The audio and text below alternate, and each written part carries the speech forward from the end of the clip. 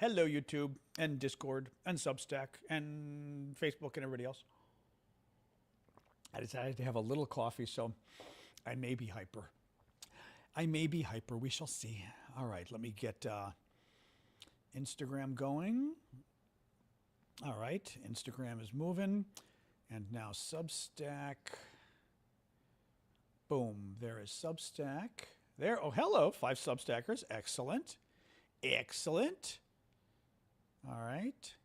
Grain. Grain, what a name. That's an interesting name. Grain.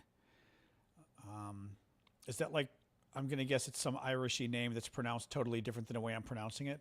Like, I don't even know. Hey, Justin. Hey, Terry. I had Irish friends, like Irish friends, and their names were always spelled a certain way and then pronounced an entirely other way. Hey, RF. Just sort of always correct me up the pronunciation of Irish names. Very cool, but like totally crazy, the pronunciations. Totally different than like you would think they would be. All right, let me get TikTok. Actually, TikTok is pretty good. All right, TikTok's about ready to go. 1 second, guys. Happy Wednesday. It is Wednesday, actually. Yeah, happy Wednesday. All right, 1 second here. Do.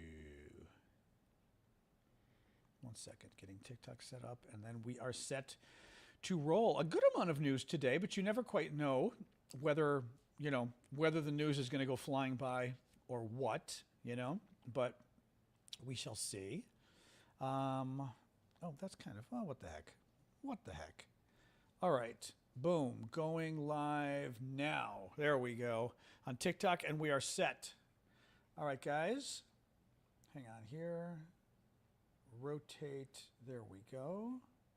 Move my video. Excellent. Good. Okay, we are good. Woo-woo. That wasn't bad. 6:03. Historic for me, getting ready this early. Anyway, welcome everybody. I'm having my little shot by, unlike the Trump energy secretary, my coffee shot. Or defense secretary. It seems like there's a number of them in the administration. Nami. Anyway, welcome, guys. We've got a lot of news today. Welcome all over the place. We've got, as usual, we're beaming to multiple places: TikTok, YouTube, Discord, Substack, everything. Sasha's doing well today. I actually am not giving my dog her gabapentin, and she's been doing quite well without it, which is also making me wonder now to what degree some of her symptoms might have been the gabapentin. I mean, she still has issues with arthritis and stuff, but not as bad, I think. So knock on wood, without her gabapentin, she's walking, but, a little sore, but not terrible. So anyway, Sasha is her own character. Sasha is the character on the show. Anyway, so welcome, guys. Yeah, there's good amount of news today. So and she wants to go out. All right, you may go wander on the balcony like you do. Good amount of news today. Did everyone do their taxes? Alyssa's asking. In America, taxes are due today. Canada, did you guys say your taxes were due today as well? I don't remember. I thought maybe, I like to wear that little ring for my glasses. I thought maybe Canadians said they were due today. Or in Britain, they're due soon. Is that what it is? Was it Britain that is taxes are due around the same time as us? Somebody had said their taxes were due around the same time ours were. End of April in Canada? Okay, but that's not far. Okay, but that's close. We're April 15th. What about in the Brits? Do you guys, are the British taxes due like at a certain time like ours? I mean, like the Greek ones, it depends every year. It's a different date that Greek taxes are due. April 30th is Canada, yeah. Beginning of May in Sweden, okay. Yeah. Not a lot of fun. I finally got mine done. I finished them maybe 2 weeks ago, and then I let them sit for a week. And then just to make sure I didn't forget something, and I did forget, I actually forgot some deductions this time. Previous years, like I've forgotten income, but this year I actually forgot deductions. So I went and threw those in and then said, okay, I'm done. So hopefully I got it right. There's actually, really interesting, you should Google it. There's our former Secretary of Defense, Donald Rumsfeld, under George Bush II, number two, George Bush II. And he, with his taxes every year, he would write a letter and send a letter in with his taxes. And the letter said basically, "Dear Internal Revenue Service, the agency that does taxes, these are my taxes. You know, they are correct to the best of my ability." And I'm paraphrasing here, but he said, "But I'm convinced they're wrong." He goes, "I guarantee you I did not do this correctly." He goes, "To the best of my ability, I tried to do them right, and I am certain they are not right." He goes, "They're impossible. Your entire system is horrible." It was really interesting, his whole, and every year he would send the letter in as I guess, cover, but also as a political statement, you know, sort of to say like, no, I tried, but I guarantee you I failed, which I thought was very funny because American taxes are horrific. I mean, meaning our taxes are very low, but the tax forms are crazy. I've got to buy the $100 program every year to do my taxes because I can't do them on my own. Just because, I mean, and it shouldn't be that hard, but it is. It is very crazy stuff. So anyway, so today's tax day in America. Anyway, all right, guys, well, let's get rolling here. So I'm John Aravosis. This is my show. We talk about the latest news. My background is journalism and law. I've got a law degree from Georgetown, international relations from Georgetown as well. So specialty in international relations, but a lot of U.S. politics as well. I live in Washington, D.C., lived here most of the time. But my life is always kind of quiet. Yeah, YouTube, you know, something changed a while ago on YouTube that it got quieter. So it just is. But I've got it as loud as I can have it. If I go any louder, it'll blast out the TikTok people because it's already pretty loud for TikTok. I've even listened sometimes and going, whoa. Anyway, let's get rolling, guys. So keep the gifts coming, TikTok, YouTube, and everywhere else. I do this for a living, so your gifts are very much appreciated. So keep them coming, kids. And with no further ado, let's get rolling here. So Trump, obviously we'll start with Iran. It's all over the place. There are two possible things going on with Iran, all right? One, it's possible that Trump does in fact want to end the war at all costs. Possible. It is also possible he's getting ready to blow the crap out of Iran in the next couple days or so, possibly, and he's not telling us. Trump does this. I will say, one of the things he has done quite effectively is he's, and he does this for foreign when he's going to blow things up, and he's, right, I mean, he's, you know, gone to war or maybe committed active war, I'll say, maybe 8 different times in the last year, constantly blowing up other countries in contravention of his own political promise, his own campaign promise. But he's been constantly blowing up other countries. And thank you, Luis, appreciate that. What he does very well when he goes to war, he lies about it. No, he lies very well to start with. He's a pathological liar, but he does feints, F-E-I-N-T. He fakes it and tricks the other, you know, people we're invading, tricks them into not understanding that we're about to invade.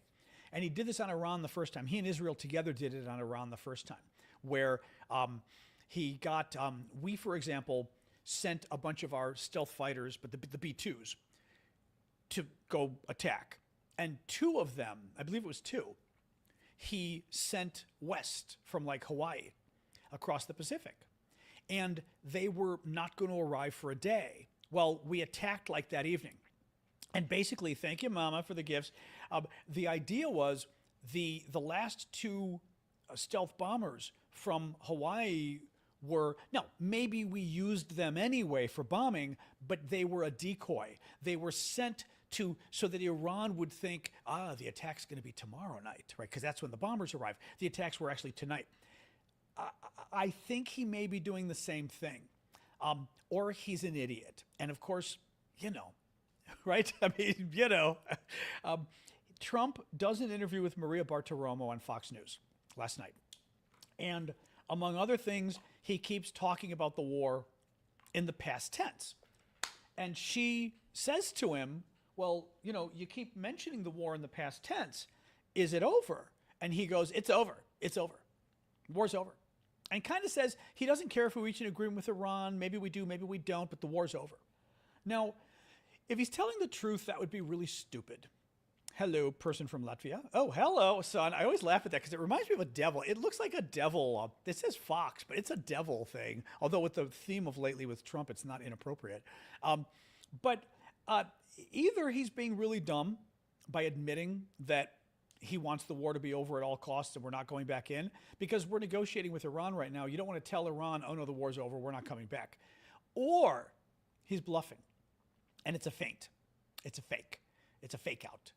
Because we are still sending 6,000 more troops to the theater. 6,000 more American troops are arriving on that aircraft carrier, and everybody, was it Gerald, the Ford aircraft carrier, and I think also the carrier group.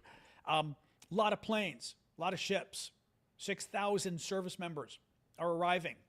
And a lot of the experts are saying, don't listen to what he says, listen to what he does, which I'm guessing is some kind of military thing. It's a smart thing in life anyway, but I've seen military people use this repeatedly. Don't listen to what they say, listen to what they do. Or look at what they do, right? I shouldn't say listen. Thank you for the very nice gift there. Thank you, Sexseed. So it's possible that Trump is planning, for example, Iran still has the uranium. What are we doing about the uranium? Now, mind you, some of us asked that question last June, a year ago, when Trump bombed Iran the first time and lied and said, they're obliterated, their nuclear program is obliterated, and they will never be able to get that nuclear material again. Remember, and we were all like, well, Trump's own Defense Department says that you only set the nuclear program back 3 months, and they can get the nuclear material. No, it's a lie. Remember, it's been obliterated. They'll never be able to get it. Well, now we find out, oh yeah, it looks like they may be able to get it. We cannot end this war without getting that nuclear material, is my guess. So I don't know, guys. It was from Sun Tzu. It could be from Sun Tzu. Let's see what happens. But I still think he is desperate to end the war.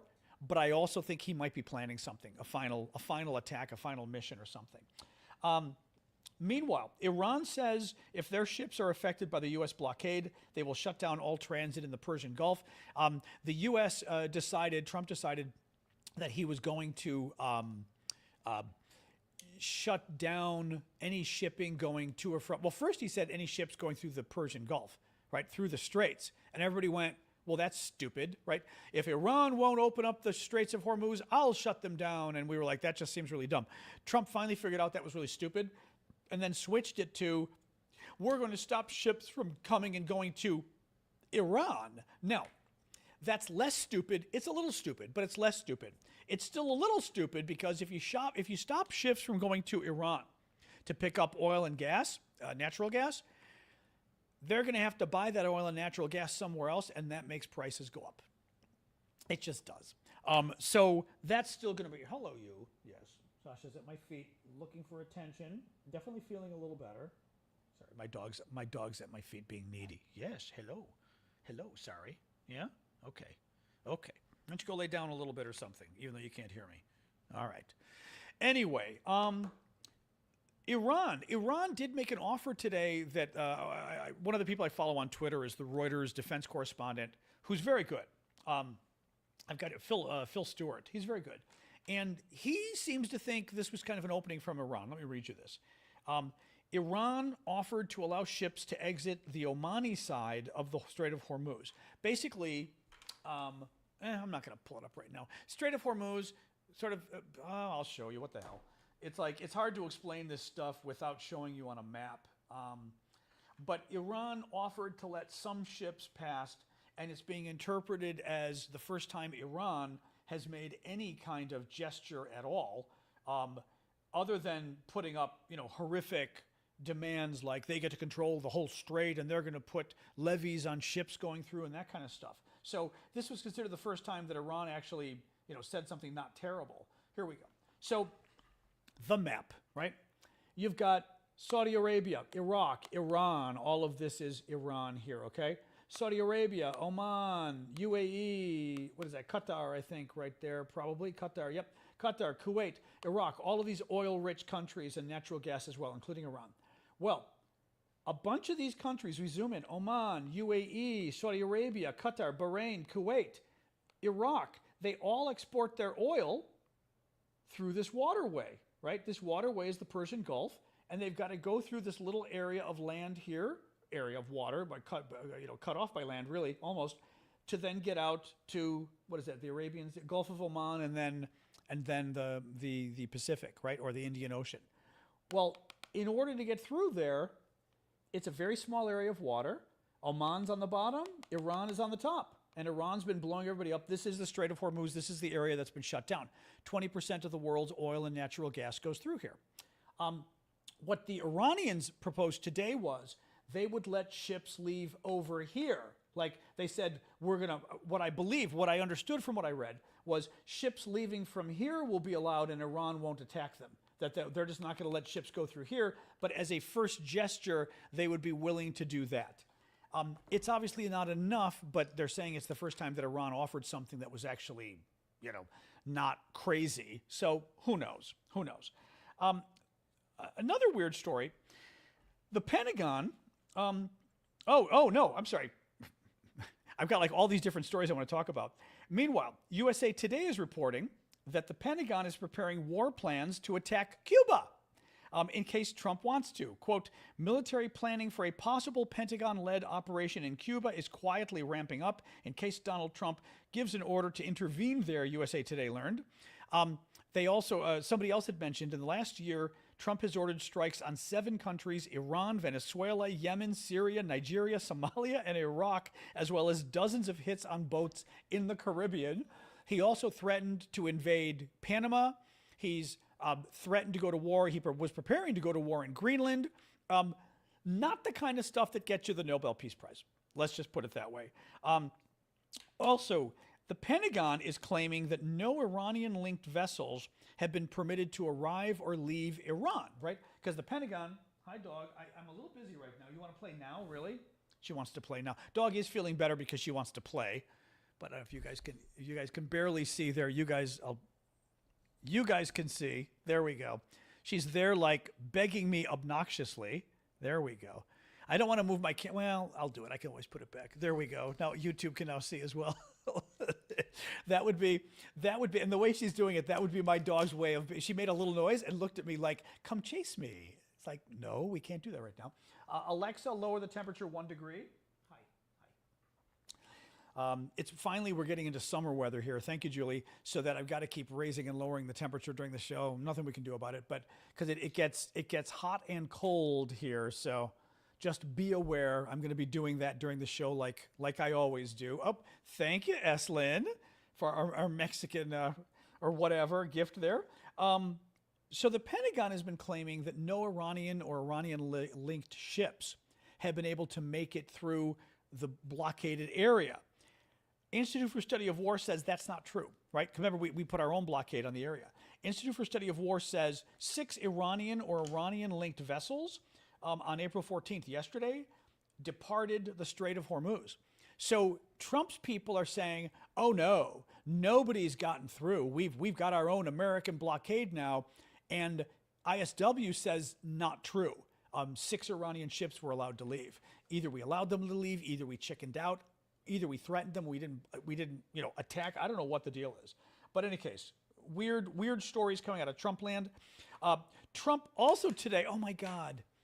Actually, last night, there was a big interview. We're going to be talking about this interview a lot today. Trump did a big interview last night with Maria Bartiromo of Fox News. And she's their financial person. She's smart. She's a Trumper, but she's smart.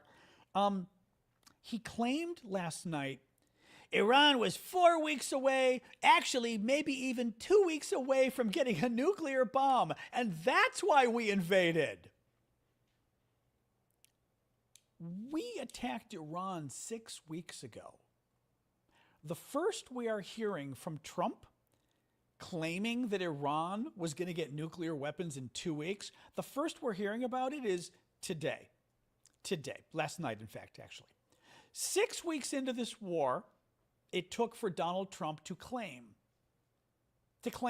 that Iran was going to have nuclear weapons in 2 weeks. He's lying. I mean, we know he's lying. All the experts say he's lying. But also on its face, why didn't Donald Trump mention any time in the last 6 weeks that Iran was 2 weeks away from getting nuclear weapons? That's bullshit. If Iran was 2 weeks away from getting nuclear weapons, it would have been a huge story, right? Trump has been in trouble for 6 weeks on this war. People are getting pissed off about this war. People are getting pissed off because their energy prices are going through the roof, right? But inflation is going through the roof. Your best answer to that is Iran was 2 weeks away from getting nuclear weapons would be your best answer to people getting pissed, right? Trump didn't bring it up until last night because it's a lie. I mean, it's just, and last summer, he claimed he had obliterated Iran's nuclear program so that we never had to go back in because Iran was never going to have nuclear weapons because we so obliterated their nuclear program. And now, suddenly, Iran was going to have nukes in 2 weeks? No, I mean, it is just, what has always bothered me with him, and I think, honestly, anybody who supports him should really think about this. But, somebody who's who lies to you all the time, it ought to make you think twice if a politician lies to you all the time, right? Because it tells you what they think of you. It tells you they think you're gullible. It also tells you that whatever they're really doing, whatever the truth is something they think you wouldn't like, right? If somebody's lying to you, it's because the truth you would not like, right? So what is the truth about what Trump is doing, right? What is the truth about why we went into Iran? Well, we already know. Trump has given, my God, every day, literally multiple times a day, they changed their argument for why we went into Iran, why we attacked Iran. And now it took until last night, 6 weeks into the war, for Trump to suddenly discover that Iran was 2 weeks away from getting a nuclear weapon. He's lying. He's absolutely lying. But also, the fact that he's mentioning that also makes me worry about whether there's going to be some kind of ground invasion or something. There we go. End of my coffee. A little more water and we'll continue here. All right, there we go. All right, let's keep going here. What else we got? Agence France Presse, a country that actually is developing more nuclear weapons. Agence France Presse says North Korea is showing a very serious increase in its ability to produce nuclear weapons, according to the International Atomic Energy Agency. Trump was asked about reports, Maria Bartiromo asked about reports that Europe was planning to sweep mines after the war. I may have this one on video. I want to see. Basically, I mentioned this to you guys yesterday, but Trump was asked about it last night, that the Europeans are preparing a plan, once the war is over, preparing a plan to go through and make sure there are no extra sea mines, right? Mines in the water that might, basically destroy their own ships. Now, here's the one. This is the one. So Trump gets asked about it, and I want you to, first of all, pay attention to two things in this video. One, when anybody is mentioning the Europeans, pay attention to what Trump says about the Europeans and whether he even thinks that that Europe's, how do I say this? Europe's contribution to the war effort, right? Keeps saying he wants the Europeans to help and always makes fun of them whenever they come in. But listen to this. Oops, hang on. Did you see Europe is now drafting a program and plan to open up the Hormuz Strait without the United States? They're so sad. We're doing it now. By the way, it's opening. The ships are coming back and forth. Oh, without the United States. It just shows you. How can you have a country, how can you have a group of countries with that attitude? Look at Greenland. We should have Greenland to protect the world against Russia and China. Greenland. The mention of it, all of a sudden they get, this country should not be paying trillions of dollars to NATO. Did you see Europe? Well, good news. This country isn't paying trillions of dollars to NATO. He lied. But note that once again, he just can't stop on the Greenland. By the way, mods, that Catherine thing, I'm a little suspicious because was she not an SNN member? I saw the comment too and thought she was talking about me. Then I thought she was a subscriber, which makes me a little suspicious that may not have been what she meant. Anyway, just saying, you may want to check out kind of. I thought it said SNN next to her name. Maybe I'm wrong. It may not have, but I thought it did. Just double check. Maybe, I don't know. Take a look. Just double check. If not, then she was being a Trumper. If not, then she was being a Trumper. I thought so too. I saw it I saw the comment and I thought, oh, typical Trumper. Basically, it was another Trumper saying, why are you so obsessed with him? Oh, I don't know. He's only the president of the United States and the leader of the free world and entering his 8th war right now. Why would we want to talk about the president of the United States at war in a news show about war, about news around the world? Why would, especially an American, why would an American news show, okay, thanks guys, why would an American news show want to talk about an American president? Huh. And especially, why would you want to talk about a war that our nation's in? Why? That's so strange. I mean, this is, again, their talking points just, again, like I said, when you've got talking points based on bullshit, right? So yes, Trump claims, first of all, Greenland, he will not let it go. He's actually slighted because Europe would not, forget Europe, Denmark would not give him Greenland. So he's pissed at NATO because Denmark would not, thank you, Willow, because Denmark would not give him Greenland. He's pissed at NATO. I mean, it makes no sense. And then, again, he's a pathological liar. Trillions of dollars spent on NATO. First of all, we don't spend any money on NATO at all. NATO, there's no money in NATO, none.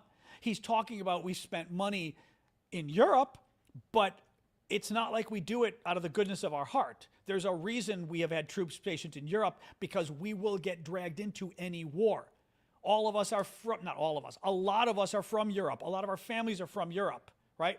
If Russia were to invade Europe, America would be forced to go to war to defend them because we would demand it. And a lot of Republicans would demand it. So it's better to put some U.S. troops in Europe to stop Russia from invading than to basically have the war happen, even more likely happen. He's just so bad. Anyway, I've got more videos of him. I'm going to give you in a second here. Trump mocked Jesus again this morning. So remember how Trump, a couple days ago, Trump did his, remember this, Trump decided to tweet an image of himself as Jesus Christ on Sunday, Orthodox Easter. Trump thought it would be a good idea on Orthodox Easter to tweet an image of himself as Jesus. The image also, very strangely, seems to have some demons working on his behalf behind him. A little weird. A lot of people have been mentioning the Antichrist. Actually, very interesting the number of Republicans that have mentioned the Antichrist with regards to Donald Trump this week. So Trump then gets asked about it. Look at this picture. Trump gets asked about it and goes, oh, that's such fake news. That's not Jesus. I'm a doctor. I'm a Red Cross doctor. Look at the Red Cross in the image. We're all going, yeah, there's no Red Cross in that image. And how many doctors dress like Jesus? like that isn't a doctor. That's literally Jesus. Everybody knows it's Jesus, right? Well, he takes it down because a bunch of Republicans freaked out. I mean, the Republicans absolutely freaked out about Trump putting this out there. So what does he do? He, wait, I got to pull you the latest one. He does it again this morning. But let me find out. This morning, Trump decides to post this. Again, another image with Jesus 3 days later. Now, several things going on here. Trump got into a lot of trouble because of the Jesus thing. Again, claiming he's Jesus Christ, not a good look, especially not a good look right after Easter, right? Not a good thing. He was forced to take the image down. He lied about it. He bore false witness about the image, so thus he was not repentant at all because he lied about it. He didn't say, I'm sorry, you're right, a bad idea. He lied about it. He bore false witness. He denied it. He denied doing this offensive thing. So 3 days later, what does he do? He posts another image of Jesus, more blasphemy, and he writes at the top, the radical left lunatics might not like this, but I think it's quite nice. He's calling everyone out there who objected to him comparing himself to Jesus, he's calling everyone out there a radical left lunatic. He does not accept that anybody who thought it was offensive, and by the way, it was tons of his own supporters that found it offensive. He's now dismissing them. He's being dismissive, and he's saying they're radical left lunatics if they found it offensive. He's posting this as the way a bully does, right? Like he got caught and didn't like the fact that he was forced to take the image down, so he decided to put another image back up, again blaspheming Jesus, because he wanted to basically show that, that he was shamed and he felt embarrassed, not that he didn't feel embarrassed that he blasphemed Jesus, but he felt embarrassed that he got caught and had to take the image down, so he put another image up. I mean, this is, I will say this, like I said, what has been interesting to me has been the number of people bringing up the Antichrist has fascinated me. It has come up a lot with regards to Trump and what he did on Sunday. I mean, a lot of Republicans have been brought up. Marjorie Taylor Greene brought up the Antichrist. A lot of them have. Like, I've never seen something like this in my life. It's not a great look, let's put it that way. What else we got here? Trump claimed falsely, he claimed falsely in his interview last night, no one could have imagined Iran would have attacked its neighbors. He says, Qatar, Saudi Arabia, UAE, countries that were shocked when they got hit. These countries were not expecting to be hit. Everybody expected it. The BBC did a show about it. Al Jazeera interviewed experts about it. I studied it 40 years ago in graduate school. One of the issues we talked about was Iran shutting down the Strait of Hormuz if, in fact, we attacked Iran. He's lying. And again, because there's so much psychological damage there, he knows he was made a fool out of because Iran attacked its neighbors. For whatever crazy reason, he got briefed on it. There's no way he didn't get briefed on it. He doesn't remember maybe getting briefed on it, which is really scary that something's going on in his head that he doesn't remember getting briefed about a war. But he screwed up. He got the entire region blow up. He caused problems with all of our oil and natural gas prices are through the roof. And he keeps trying to reiterate this bullshit about no one could have predicted that Iran would have attacked its neighbor when everyone predicted that Iran would have attacked its neighbor. You're just not allowed to be this kind of an idiot if you're president of the United States, because when you go to war and you're an idiot, you get people killed, and you get gas, not just people killed, you get gas and oil prices to go through the roof. What else we got here? Cyber attacks. Trump says it's okay if China launches cyber attacks against the U.S. Listen to this. We just heard from the FBI. There was a Bartiromo. Actually, hold on a second. Let me make sure. Did you see Europe is now That's the Greenland thing. Hang on. Which was this one? Oh, that's the nuke. Oh, the nuke thing. Oh, hold on. I've got the nuke thing. Listen to the nuke thing. This was Trump lying and claiming for the first time last night, after 6 weeks of war, Iran was about to get a nuclear weapon in 2 weeks. And everyone's like, you're mentioning this last 6 weeks into the war. Trump is finally mentioning that Iran was about to get a nuke in 2 weeks, which means he's lying because, of course, he would have told us this early on. They would have had a nuclear weapon within 1 month, maybe 2 weeks. And they would have used it on Israel and the Middle East. And they would have used it on us, too. And not just Israel, by the way. Qatar, Saudi Arabia, UAE, countries that were shocked He's lying. when they got hit. These countries were not expected to be hit because they were going after those countries. They were going over to take over the Middle East, and we stopped them. Are you? See, and we stopped them. Those countries. So now, not only out of nowhere was Iran going to get a nuclear weapon in 2 weeks, nobody knew this until last night, right? Somehow last night, miraculously, Iran was about to get a nuclear weapon because for 6 weeks, no one told us that. But Iran also was going to have a delivery system, thank you, Annie, in order to hit the U.S. Now, in order to hit the U.S., Iran would have had to have an ICBM, an intercontinental ballistic missile. Iran was 10 years away from developing an ICBM that could hit the U.S. because that was one of the other lies that Trump put out there about why he attacked Iran in the first place, was because they were going to get ICBMs that could hit the United States. So I decided to look into it because I thought, well, that's kind of interesting. I had not heard this notion of Iran getting ICBMs that were going to hit the United States. ICBMs are those missiles the Russians have that carry nukes, and they can hit America, right?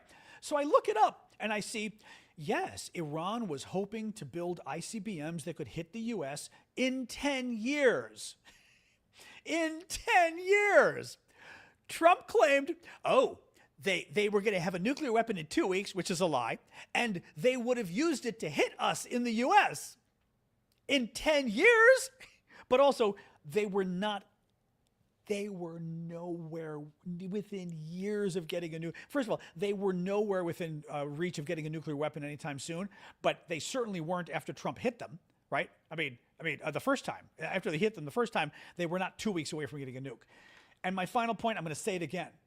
If Iran was within 2 weeks of getting a nuclear weapon, which Trump claimed last night, why is the first time we're hearing about it from Trump last night? We've been at war for 6 weeks. For 6 weeks now, Donald Trump has been telling us, well, the reason we're at war is to stop Iran from getting nukes. He did say that. To stop Iran from getting ICBMs that could hit America. That was a lie. They're 10 years away from getting those. To stop Iran from spreading IEDs across the Middle East that can hurt American troops. You're like, okay, whatever. I mean, that's bad, but okay. To stop Iran's missile program, the local missiles, not the intercontinental ones. To destroy Iran's navy. We kept getting all of these different reasons, and the reasons kept changing, remember? Even the nuclear program, that got dropped.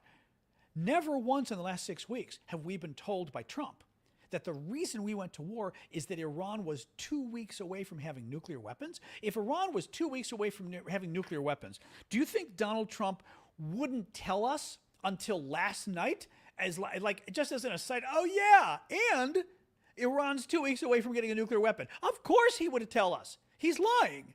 He wouldn't wait 6 weeks into the war before he told us this fact. He's lying. He's lying.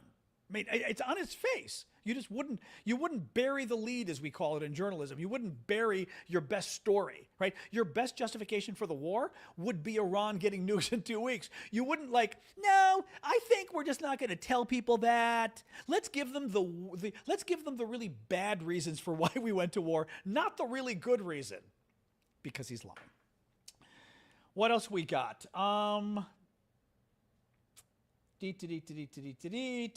Trump believes that China is not really sending weapons to Iran. This is great. Trump, President Xi just wrote me a beautiful letter. He responded to a letter I wrote because I had heard that China is giving weapons to Iran. I wrote him a letter asking him not to do that. And he wrote me a letter saying that essentially he's not going to do that. He wrote you a letter saying he's not doing it and you believed him? Okay, Donald. What else we got? Saudi Arabian foreign minister not loving America. Quote, the era of relying on the U.S. has ended. How can Trump protect us when he cannot even protect his own country? That was kind of a wild quote. Oh, the Italian opposition party. This was very interesting. The Italian opposition party. Let me pull this up. Hang on. I'm trying to find some of these. What are your top priorities now? Oh, that's right. I think this one's coming. This one's coming up. The Italian opposition party gets up to defend Giorgia Meloni. Trump attacked Giorgia Meloni. Giorgia Meloni, who's the leader of Italy, a very right-wing woman, very good on Ukraine, but very right-wing otherwise. And she got up and defended the Pope. I mean, it's Italy. You don't really have a choice. But I also wonder whether she wasn't criticizing Trump as a bit of a Sister Souljah moment, as Americans know, basically criticizing Trump as a political ploy, because if you criticize Trump in Italy, people like you more, right? This was the opposition, an opposition politician, maybe even the opposition leader, an opposition politician. She's Italian-American, actually, or Italian/American. And I may not play the whole thing, but I may play a lot of it. It's translated at the bottom, but you need to see how people are getting riled up when she's saying, I'm the opposition, I am Giorgia Meloni's opponent, and it is outrageous that Donald Trump is attacking her and attacking the Pope and everything else. La nostra più ferma condanna, che sono certa sarà unanime in quest'Aula, per l'attacco del Presidente Donald Trump alla Presidente del Consiglio Giorgia Meloni, per avere doverosamente espresso solidarietà a Papa Leone. E voglio dire che l'Italia è un paese libero e sovrano e che la nostra Costituzione è chiara. L'Italia ripudia la guerra. Nessun capo di Stato straniero può permettersi di attaccare o minacciare o mancare di rispetto al nostro paese e al nostro governo. Siamo avversari in quest'Aula, ma siamo tutte e tutti cittadini italiani e rappresentanti degli italiani e non accetteremo attacchi o minacce al governo e al nostro paese. Chiediamo su questo davvero una condanna unanime. Grazie. I mean, you know, Italy is one of our best allies, and Trump has now turned Italy against us. He's turned England against us. He's turned Germany and France against us. He's turned Denmark. He's turned NATO against us. I mean, and again, they always put out this lie, oh, America's finally respected in the world. No, we're not. The world hates us. The world hates us. Our allies hate us. And of course they hate us because our government hates them. And our government has made clear the only people our government likes are the Russians and the North Koreans and the Turks, because their leader is also an autocrat. And the Hungarians, they liked you guys because your leader was a wannabe dictator too, and now he's gone. No, just, I mean, it's sick how much he has destroyed our relations with so much of the world. More here. Oh, Trump, speaking of which, Trump is now warning that the trade deal he worked out with the new UK can always be changed. He's now threatening the UK and saying, yeah, I negotiated a trade deal. Maybe I'll change it. This is what I'm saying. You can't do business with us. For the next 2.5 years, you cannot do business with us. You have to assume any agreement with my government, whether it's economic, whether it's military, any agreement can and will be broken, can and will be violated. And I don't know how you do this as a country, but you've got to basically plan that we will screw you if you reach any kind of treaty with us, any kind of signed memorandum or agreement, and take that into account when reaching that agreement, that if you get screwed, you get screwed, but at least you know walking in. But quite literally, he made you he put tariffs on you in the UK, he made you negotiate a trade agreement, and now that the deal's done, he says today, I may break it anyway, just if I get mad at you. Our word, as Scott just said on TikTok, our word means nothing. America's word means nothing until Donald Trump is gone and until Trumpism is gone. It's very sad. It's very sad. J.D. Vance, here's one of my favorites. J.D. Vance told the Pope last night to stop lying and lectured him about... So the Pope got into it with Donald Trump because the Pope is not a fan of war. Popes are generally not a fan of war. Popes are also not a fan of declarations of eliminating 90 million people from the face of the planet, which Donald Trump said he was going to do. Remember last week, Donald Trump said he was going to eliminate all of Iran and wipe it from the face of the planet in one evening, which basically meant it was a nuclear threat to blow up Iran with nukes. Popes tend not to like that kind of thing. That would be a massive war crime and a massive crime against humanity. Again, not a very papal kind of thing. So the Pope spoke out. Trump got pissed at the Pope. Trump attacked the Pope, etc. Right?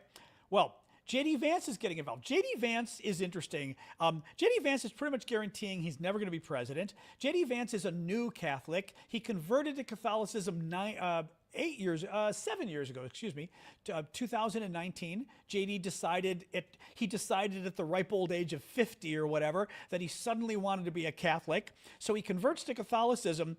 And J.D. Vance, who's been a Catholic for 7 years, decided today he was going to lecture the Pope about what the job of the Pope was, okay? I'm going to read this to you, all right? I think this is J.D. Vance talking to the Pope, but talking publicly, directing his words to the Pope. I think it's very, very important for the Pope to be careful when he talks about matters of theology. I'm going to read that again. J.D. Vance is warning the Pope that you need to be very careful when you weigh into issues like theology. Now,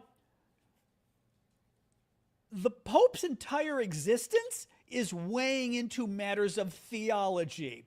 He would be the most important man on the planet in terms of the Catholic faith, certainly, when it comes to weighing in about theology, but also that's his number one job, is to weigh in about theology. J.D. Vance, the new Catholic, is telling the Pope, hey, Pope, you need to be very careful when you weigh in on issues of theology. Okay? I'm going to read this again. I think it's very, very important for the Pope to be careful when he talks about matters of theology. And I think that one of the issues here is that there has been, if you're going to opine on matters of theology, by the way, if you're going to opine on matters of theology, he's suggesting it's not the Pope's job to opine on matters of theology, right? If you're going to weigh in on matters of theology, that means you're not supposed to, but if you're going to, right? So he's telling the Pope, actually, that the Pope is not supposed to weigh in on theology. The number one job of the Pope is theology, but I digress. If you're going to opine on matters of theology, you've got to be careful. You've got to make sure it's anchored in the truth. Thank you, Dave. J.D. Vance told the Pope that the Pope was lying. At best, the Pope was wrong. The Pope was telling untruths about theology. And at worst, the Pope was lying. Exactly, Robert goes, stay in your lane, Pope. Guys, he called the Pope a liar. He claimed the Pope was getting out of his lane and getting into matters of theology that a Pope should never do. Now, I'm not Catholic. I'm Greek Orthodox. We were the same once, 1,000 years ago, whenever it was. Not anymore. But the,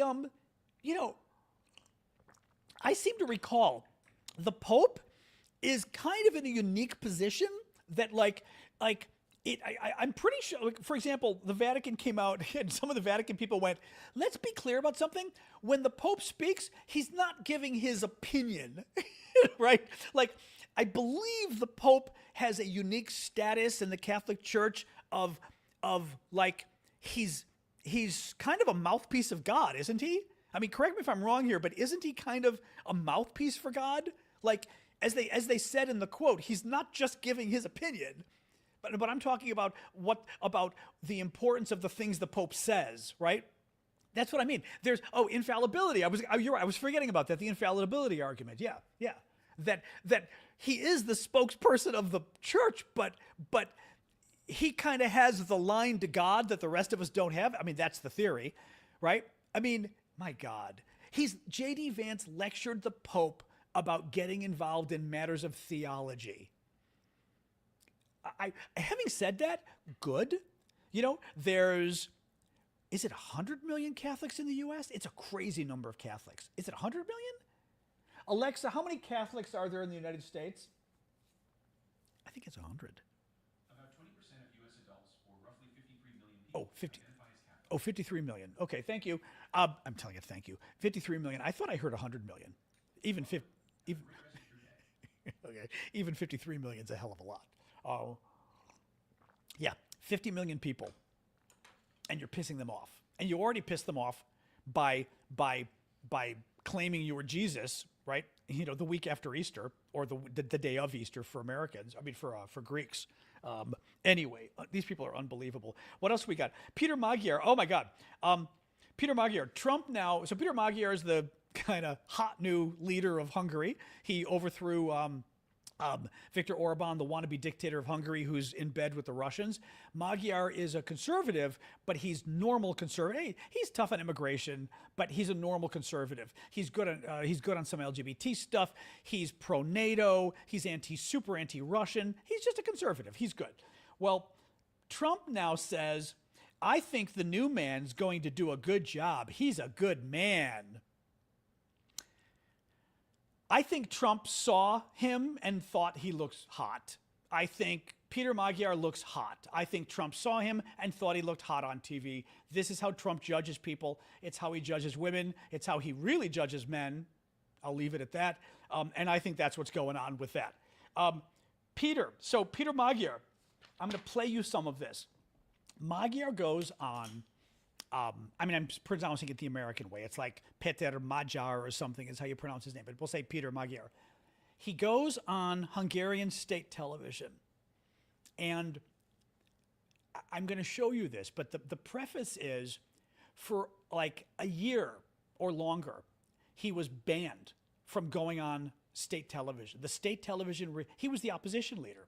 They refused to have him on because Orban, the wannabe dictator, ordered that the opposition be banned from TV. So he couldn't get on state television, the most important network in the country, because Orban, the wannabe dictator, banned him. Well, because he won, state television wanted him on. He goes on. It was absolutely stunning what he did. It's a little long. I'm going to show you this anyway. It's a little long. It's got subtitles. I'm going to show this to you. The woman is kind of being a little bit of a witch. The presenter, the interviewer, is with state television, and she's pushing back. He cuts her legs off. This is glorious, this guy. Egy körbenézek, és jó érzés itt lenni másfél évvel azután, 2024. Szeptember 26 után, amikor utoljára itt jártam. He starts saying, you wouldn't let me come here. I haven't been here in a long time. Bocsásson meg, elnök úr, többször hívtuk önöket, erről e-mailek vannak, és nyilván ezt majd a két sajtó... She goes, we invited you several times, there's emails. Ezek az e-mailek megvannak. He goes, no, we've been through this. You didn't invite me, we had protests because you wouldn't invite me. And here we go. But I have no personal resentment, he goes. Sem azért, hogy önök itt reggel délben este gyaláztak személyemben, a családomat, a hozzám közel állókat, civil embereket. Azt, hogy a családját gyaláztuk volna, ezt ne haragudjon, de valamennyi kollégám... She's still pushing back. We never insulted your family. Többször elhangzott, hogy az én kiskorú gyerekeim nem állnak velem szóba. You said my underage children wouldn't even speak to me. Tegnap voltam velük, sok hét után először el tudtam velük megjegyzést. Nem hiszem, hogy ez műsorvezetőtől hangzott el. Minden esetre azt tudom önnek mondani, hogy nincs bennünk személyes But I have no resentment. De a programunk egyik eleme az, hogy ennek a hazugsággyárnak a Tisza kormány megalakulása után. Okay, I have to stop this a second because it's getting really good. He goes, but I have no resentment. He goes, you even said my own children wouldn't even speak to me. He goes, and I was with my children yesterday. They're fine. He goes, but I have no resentment. But just so you know, I'm putting an end to your factory of lies. That's where he's going. I'm gonna put this a little back. I'm putting an end to your factory of lies, and it gets better from there. I mean, this is like what you would hope to God to see happen in our country. Okay, watch this. Read the subtitles. We have no personal resentment. Hogy ennek a hazugsággyárnak a Tisza kormány megalakulása után vége van. Fel fogjuk függeszteni azonnal ezt a hazug hírszolgáltatást, és meg fogjuk teremteni a független, objektív, pártatlan feltételeket a többi parlamenti párttal, a többi szakmai szervezettel együtt, hogy ez a propaganda, this propaganda that went on here. Ha már így másfél vártam erre a pár mondatot. I've waited a year and a half to say this. Köszönöm szépen, szóval... We're creating an independent, objective, and impartial media. We know there's no perfect media. But what has gone on here since 2010, which would have made Goebbels or the North Koreans dictator lick their lips, that's not a single true word was spoken, certainly cannot continue.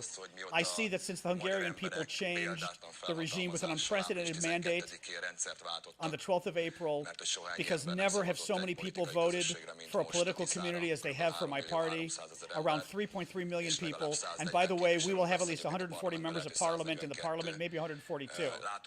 I see there have been movement here since then, and for the first time in a year and a half, you broadcast one of my press conferences live.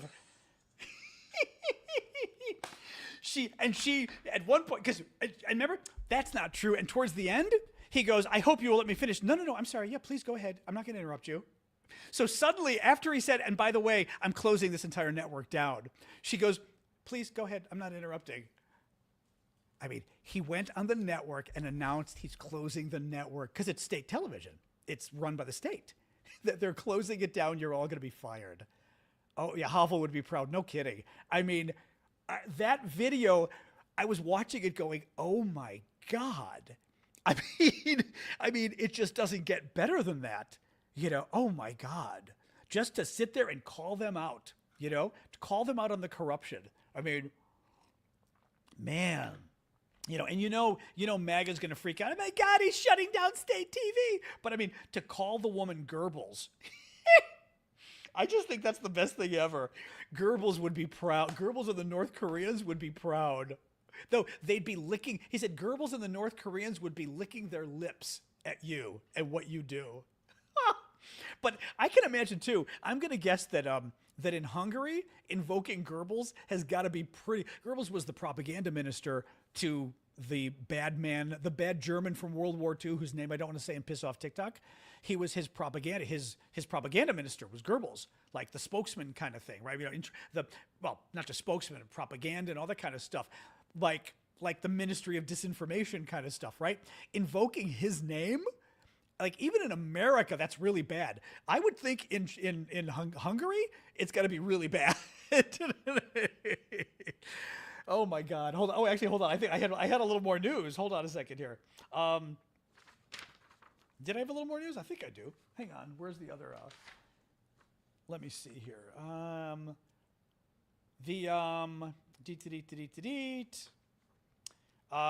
Another January 6th rioter pardoned by President Trump will plead guilty in a separate case involving child exploitation of multiple victims, according to NBC. Oh, CNN's Daniel Dale. This was great. Daniel Dale at CNN fact-checked Trump appearance on Fox News last night on Maria Bartiromo's show, and he fact-checked Trump's appearance, and he wrote a quick tweet about it. I'm going to read you the tweet. The tweet's great. CNN Daniel Dale. NASA wasn't closed before Trump. The U.S. doesn't pay NATO anywhere close to trillions of dollars or hundreds of billions of dollars a year. Trump hasn't built anywhere close to over 1,000 miles of border wall with Mexico. Trump hasn't ended 8 wars. It's not true that nobody else has ended a war. Trump didn't achieve no tax on Social Security. Ruth Bader Ginsburg died weeks before a presidential election, not right after one.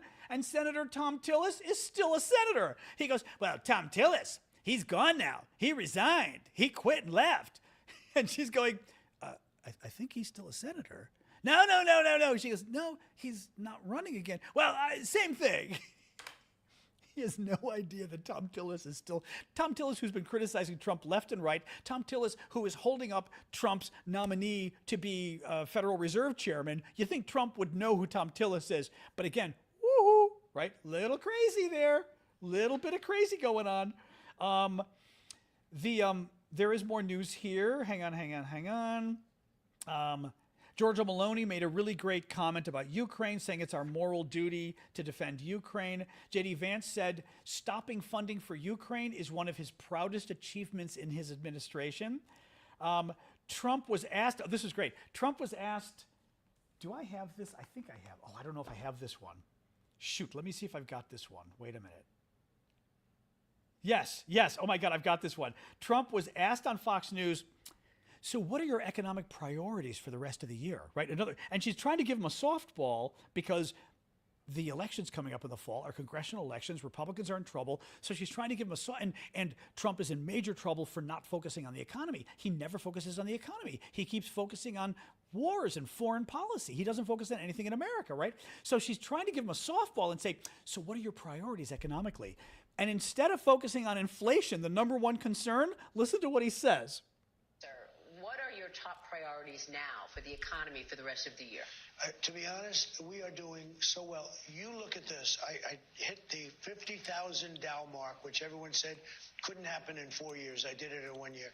I hit the 7,000 S&P mark in less than 1 year, which was a number. He's talking about the stock market.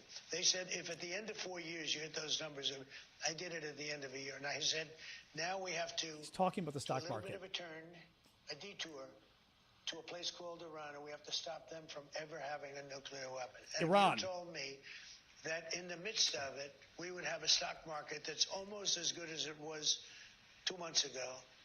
Just about, very close. And that we'd have oil, that we'd be selling oil, that oil would be at 92 or whatever it is right now, instead of 200, because a lot of people said, oh, it'll be 200.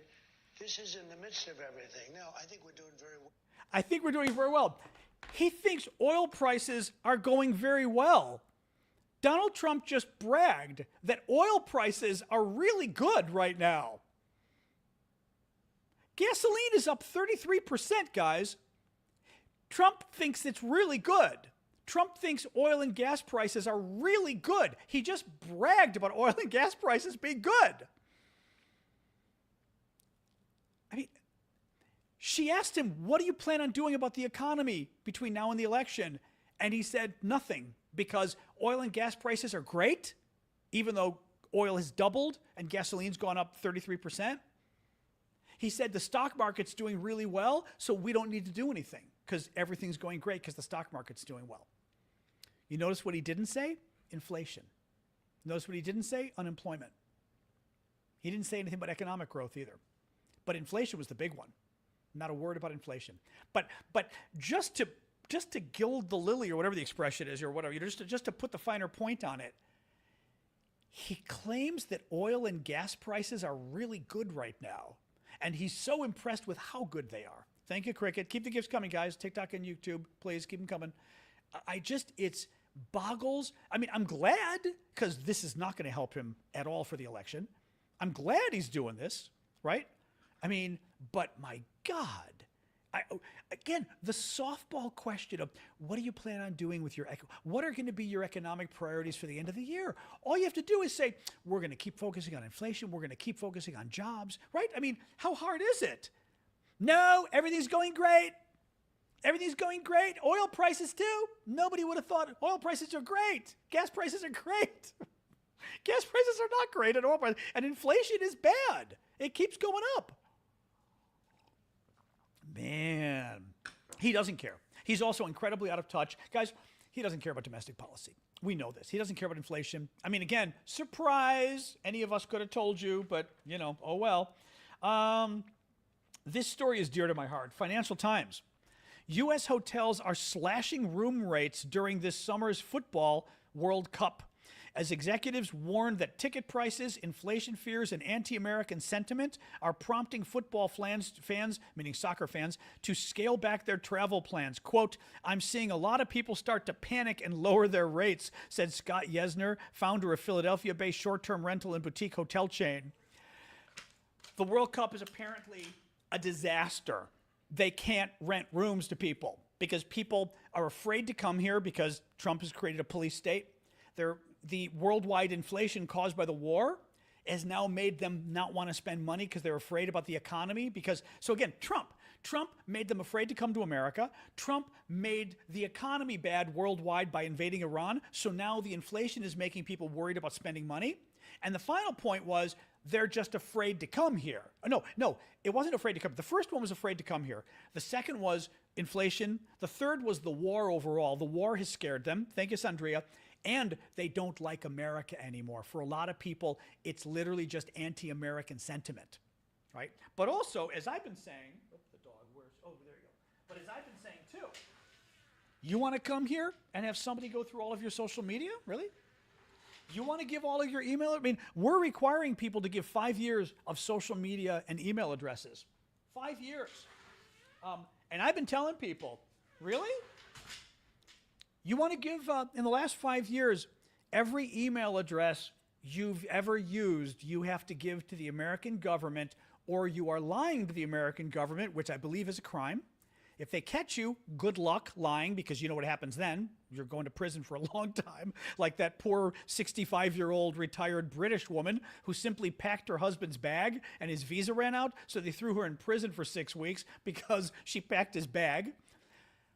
If you don't tell them every single email address that you've ever had in the last 5 years, you'll be committing a crime.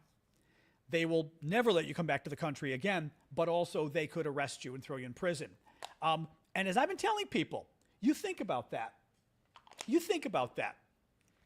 Anybody who does online dating, okay? Or let's get even more lascivious, not even online dating, right? Online hooking up. Right? There's dating sites for gays and straights both, right? But dating sites. You don't use your work Gmail for that. You use a separate account. Do you want the U.S. government to really know of that account?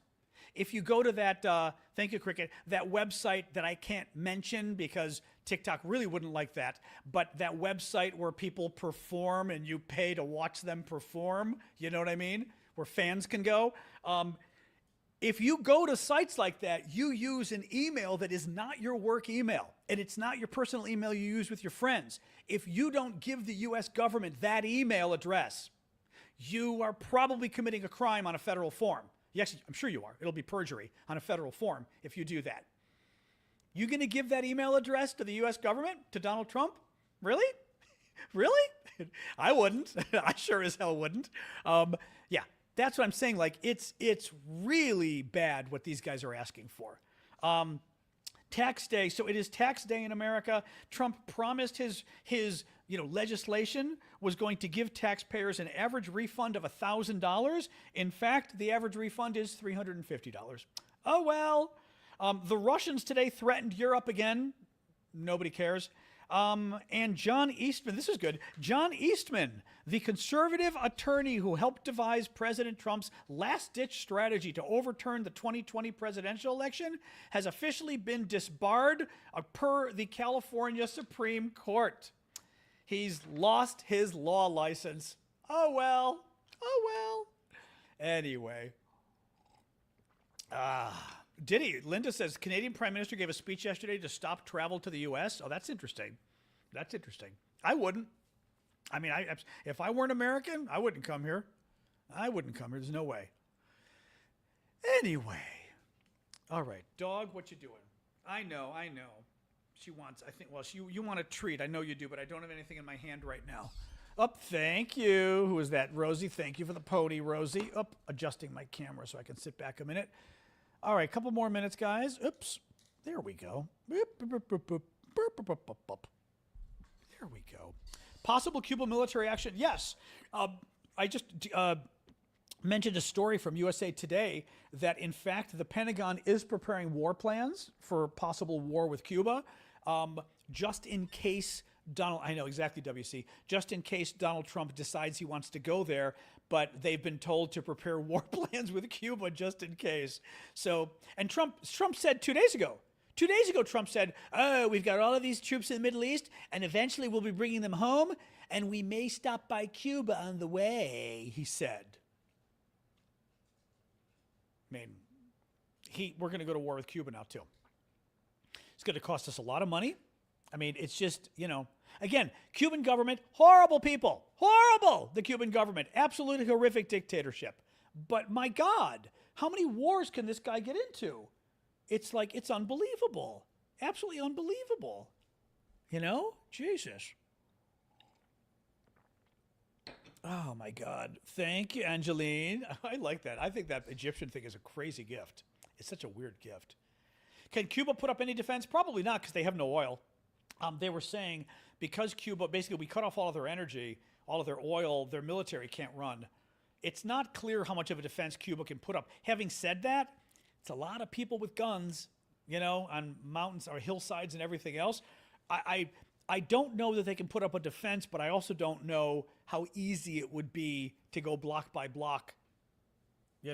Would the people rise up? I don't know. Is China going to help? I mean, I don't know if they're going to help. Thank you, Dawn. Oh, that was for somebody's birthday, I think I just saw. Sasha, what are you doing? Okay, I'm going to get the dog 1 or 2 little bites of food. 1 or 2 little bites of food? Yeah? You think? Here. Let's get a couple little bites up there. Oh, there you go. All right. Grabbing a couple little bites to keep the dog happy. Would Russia help them? That's the really question. Now, the problem is there's not a lot Russia can do to help. So look at Iran. Russia's helping Iran with intelligence and stuff to help target our troops, yes. But beyond that, Iran is Russia's big ally, and Russia's not doing much. Syria was Russia's biggest ally, really, in the Middle East. And Syria blew up, and the Russians kind of were like, bye. They took the dictator in, but that was it. So, I don't think there's much that Russia can do to help Cuba. There's, even right now, we've got pretty much an embargo going on of oil going into Cuba. You don't see the Russians helping out. So Russia is about as weak as you can get at this point. They can still cause damage. Obviously, they're causing damage to Ukraine, but they're still very weak. Sasha, I do have little bits of food here for you. Oh, there we go. Oops, she missed it. I threw her up.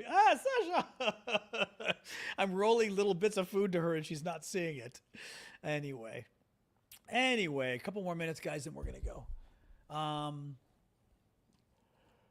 Anyway, I'm sorry, I'm yawning. I had my coffee, so I'm flying, but I'm also tired, so. But yeah, we could have to go block by block. I don't know, man. But my God, another war? We're preparing for another war? Seriously? I mean, my God, it just doesn't stop with these people, I mean, it's absolutely crazy. What you doing, you? What you doing? Huh? Anyway, Well, we don't normally suck, but we suck a little bit right now. Somebody wrote we suck. We don't always suck, but right now, I mean, you know, again, he's an idiot. I mean, it's just, but again, the number of wars this guy's gotten into, I mean, and his people are still defending him, you know? Oh, yeah, that's true, too. Thank you for that, Dizzy. So we found out, I didn't really totally realize this, the Hungarians were giving CPAC money. The big MAGA political conference, the Hungarian government was giving them money. Now, where that money came from, could the money have come from the Russians? Who knows? But they were giving money to CPAC. And now the new Hungarian prime minister said, yeah, that's not happening anymore. So that's good at least, right? That's very good. So that was a very good thing. CPAC was hosted in Hungary a few times. They just held it again. I don't think it was one time. They just held it again. They've got long-standing ties, and they go and visit them a lot too. It's ridiculous, absolutely ridiculous. But again, they don't defend values anymore. They defend dictators. So, again, as CPAC goes, this MAGA conference goes. Again, they used to be conservatives. They go and they hold a conference in a country because the leader of that country is pro-Putin. I mean, my God, and anti-NATO. Like, it just, Trump has been able to get these guys to just turn on everything they ever believed in. You know? I mean, unbelievable. Absolutely unbelievable. Thank you, Brown Eyes. Anyway, oh, man.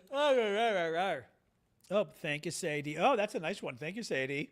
That's a very nice one. What else?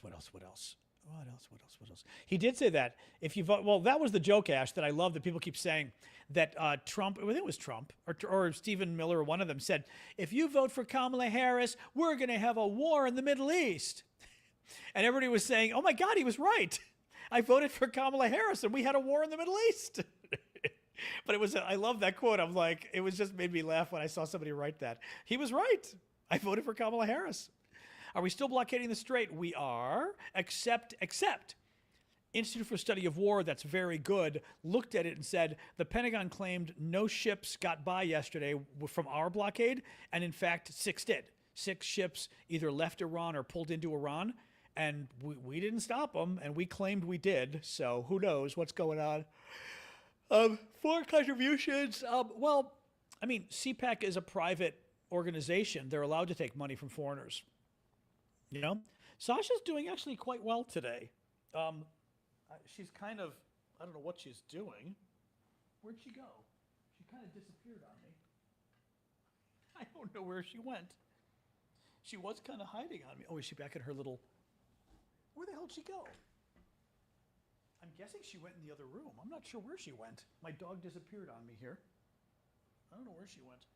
Anyway, I'm sure she's fine, but she kind of disappeared on me. Usually, like, she's on the couch or she's in her little bed. I think she went into my bedroom, which is weird because I, like, had food I was giving her. Okay, whatever. Kind of weird. Oh, no, she's right there. The little demon. What are you doing? Here. Another piece? The little demon is hiding behind the chair looking at me. Of course she is. See, I know my dog. I'm like, there's no way she went into the other room to sleep. She knows the show is almost over. She knows when the show is over, she gets a little treat. I gave no gabapentin today. I decided not to do any at all. And she is doing much better across the board. Much better. So I'm going to, at this point, she's not going to get gabapentin at this point. She's on Rimadyl anyway. She's on Rimadyl as well. She was on both. But, you know, it's possible being on Rimadyl for 3 months has helped. Or almost 3 months now, really. It's also possible that the Librela she's on is helping so that she's not getting the gabapentin and she's doing pretty well. Previously, if she didn't get the gabapentin, she would not be doing well. But she's doing fairly well without it. I mean, so I'm not gonna give her gabapentin for now. I'm gonna kind of skip it. And I'm also noticing she's my dog that she's a little less, it's almost like her vision's a little better. It's almost like her vision wasn't as good when she was on the gabapentin because I think it was making her a little loopy, you know? Well, I mean, the only thing is the gabapentin was working. When I went off the gabapentin, she was a disaster. that first month. And when I went back on the gabapentin, she was much better. So I still kind of worry about that, you know? But I think the Librela is working, and I think the Librela also may be giving her a little bit of a side effect, but subtly making her a little bit off. But then she gets the gabapentin, and it really makes her loopy, right? Anyway. No, nothing. She just, as of Christmas, she was limping a little. I say limping. She was walking as though, final piece. At Christmas, she came out of her little carrier in Chicago with me on the plane, and she was walking. I noticed she was walking funny. My sister kind of couldn't tell, and she goes, you know, you might be right. Got back to D.C. It was a little worse, but not bad. Took her to the vet, and the vet said, you know, she's got her knees, she's got her back, she's probably got arthritis. And I was like, well, that's kind of funny. Well, within, you know, a couple days, she got worse. Like all of a sudden, she was walking funny. I can just imagine, like, you know, your hips hurt or your knee hurt, right? Where she's not lifting the leg, but she's just walking funny.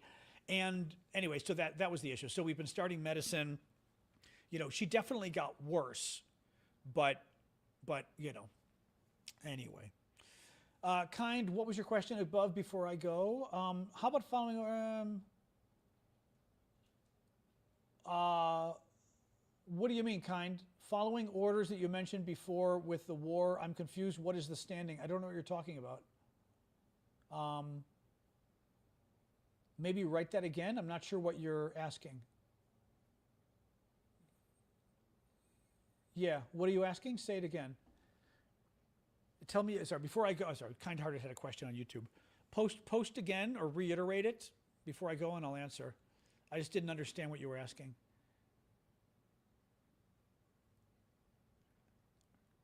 I don't understand what you're asking. I don't even know what you're talking about. Like, okay, the military is not supposed to follow legal orders, correct? But I don't know what you're talking about. My point, I have no idea what you're talking about is my point. I know the military is not supposed to follow legal orders, but what does that have to do with what we're talking about today? That's what I don't understand. No, you don't understand. I literally have no clue what you're talking about. Oh, if they're attacking Cuba. Is attacking Cuba illegal orders? I don't know. I mean, this is where it gets weird with the illegal order thing. You know what I mean? I don't even know how you define an illegal order to start with. You know what I mean? I don't know whether attacking Cuba is an illegal order. I don't know. I think it's easier if you say nuking, like using nukes could be an illegal order. Committing war crimes could be an illegal order. Simply overthrowing a government? I don't know. No, it's okay, Kind-Hearted. I just didn't understand. I just had no clue. I wasn't sure what you were asking at all. Yeah. I mean, that's the thing. I don't even know what is an illegal order in a sense. I mean, I can think of obvious stuff. Go kill civilians. That's an illegal order, right? But this is what makes it hard is military members aren't supposed to obey illegal orders. I wonder whether they fully know what an illegal order is. You know what I mean? And I don't know whether simply saying attack Cuba or overthrow the Cuban government is an illegal order. I don't know. But I don't think it's obvious enough. That's the problem. Like an obvious illegal order, like we said, is, well, for example, blowing up, they blew up those ships off of Venezuela. And one ship got blown up and there were 2 survivors holding onto a log and they ordered them to kill the 2 survivors in the water. They did. Those military guys and gals knew exactly what they were doing. That was an illegal order, and they knew that was illegal. You're not allowed to kill survivors who are clinging onto a log if they're not fighting anymore. That's not even a double tap. I mean, that's just, I don't even think that's a double tap. Double taps are a little different. This is literally survivors who are no longer fighting, and you just decide to kill them. You can't do that because they're no longer combatants at this point. In essence, they almost turn into civilians in a way at that point. It's just really bad. Yeah. Elon's Starship is testing in 2 to 5 minutes. Okay. Well, we can check it out. All right, guys. I am going to get going. All right. It's 7:20. Thank you for joining. I will see you all mañana again. We do, as you know, we do this every Monday to Friday. Actually, probably tomorrow. Tomorrow I was invited to some event that I'm still not sure I'm going. If I go, it might be happening during the show, so I won't see you tomorrow. I don't know. Let me see. Maybe I'll do an earlier show. I've got to see. I may or may not go to this event at all. I haven't decided. Let me see. What time is the thing tomorrow? Tomorrow, 6:45. Well, I might do a show a little bit earlier. Let me see. I might do a show an hour early. I haven't decided yet. Maybe. But I also don't know if I'm going. It's a cocktail. I don't know if I'm going because the friend invited me, but then the friend said she's got 3 other events that evening. So she's like wasn't sure when she was going to be there, and I was like, I am not going alone to an event, to a cocktail where I don't know people. Ain't no way. So I'm not sure if I'm going to this thing because, like, just that I'm not going alone to a cocktail where I don't know anybody. So we shall see. We shall see. Oh, sorry. Hello. I'm not trying to scare you. Relax. Oh my God. Hello. Crazy. All right. I will maybe see you tomorrow. Otherwise Friday Friday at 6 p.m. Eastern. But maybe tomorrow, and maybe tomorrow an hour early. I'm not going to promise tomorrow. We're gonna see. All right, guys. I will see you later. And Duolingo keeps trying to convince me that mañana is morning. Mañana is both. It's morning and tomorrow. It's both. It's not wrong. It is both. Hasta mañana means till tomorrow, but also por la mañana means in the morning. So it means many things. It's kind of like what's some of those, there were like songs about this with like many words meaning many things. Mañana is mostly morning. Well, it's mostly morning, but it's not. Could you say mañana voy a una fiesta mañana mañana por la noche, I would say, but still, it's both. It's literally both. Yeah. All right. I'll see you guys. All right. Discord, I'm going to hang up on you first. Thank you, guys. Then Substack and YouTube, etc., and TikTok, you're last. All right. Substack, etc. See you guys.